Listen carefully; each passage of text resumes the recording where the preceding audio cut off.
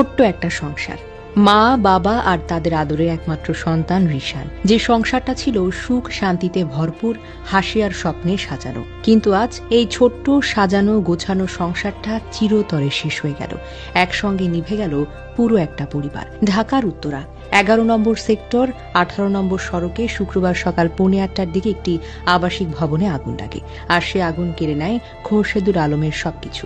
ছেলে ফজলে রাব্বি ওষুধ প্রস্তুতকারী প্রতিষ্ঠান এসকেএফ ফার্মাসিউটিক্যালসে চাকরি করতেন। স্বপ্ন ছিল ছেলেকে বড় করবেন, বাবা মাকে সময় দেবেন। পুত্রবধূ আফরোজা আক্তার স্কয়ার গ্রুপে কাজ করতেন, একজন কর্মজীবী মা যার সব ক্লান্তি মিলিয়ে যেত 2.5 বছরের ছেলের হাসিতে।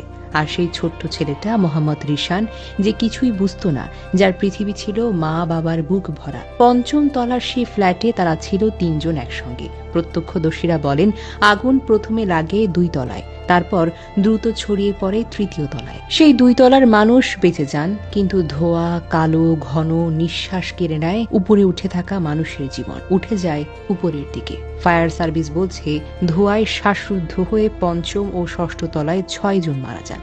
ফজলে রাব্বি, আফরোজা আর ছোট্ট রিশান 3 জনই সেখানেই শেষ নিঃশ্বাস ত্যাগ করেন। সকালে ফোন আসে কুমিল্লায়। সত্তরোর্ধ্ব বাবা খোরশেদুল আলম শুনলেন ছেলে নেই, পুত্রবধূ নেই, নাতিটাও নেই।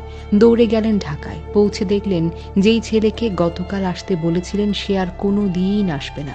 জানাজার পর অ্যাম্বুলেন্সে তোলা হলো 3টি লাশ একসঙ্গে। কাঁদতে কাঁদতে বাবা বললেন ছেলেটা পরিবার সহ চলে গেল, আমি কিছুই করতে পারলাম না। খোরশেদুল আলমের একমাত্র ছেলে ছিল ফজলে রাব্বি।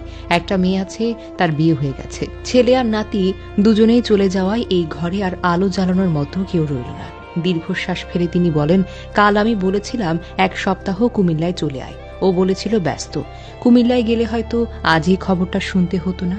ওদিকে আফরোজার পরিবার বাবা মার শোকে এতটাই ভেঙে পড়েছেন, ঠিকমতো কথাও বলতে পারছেন না। একটি আগুন শুধু 3টি জীবন নেয়নি, ভেঙে নিয়েছে 2টি পরিবার, একটা ভবিষ্যৎ। আগুনের কারণ এখনো নিশ্চিত নয়। ধারণা করা হচ্ছে হয়তোবা বৈদ্যুতিক শর্ট সার্কিট। কিন্তু প্রশ্ন রয়ে যায়, আমাদের ভবনগুলো কতটা নিরাপদ? আমরা কি একটু সাবধান হলে আরেকটা রিশানকে বাঁচাতে পারতাম না? আজ ফজলে রাব্বি, আফরোজা, ছোট্ট রিশান চিরনিদ্রায় শায়িত হবেন কুমিল্লার চিত্তরায়। হে আল্লাহ, তাদের সবাইকে জান্নাত নসিব করুন। শোকাহত বাবা মা স্বজনদের হৃদয়ে এই অসহনীয় বেদনা সহ্য করবার মতো শক্তি দিন। আর আমাদের এই নিষ্ঠুর বাস্তবতা থেকে একটু হলেও সচেতন হওয়ার তৌফিক দিন। আমিন।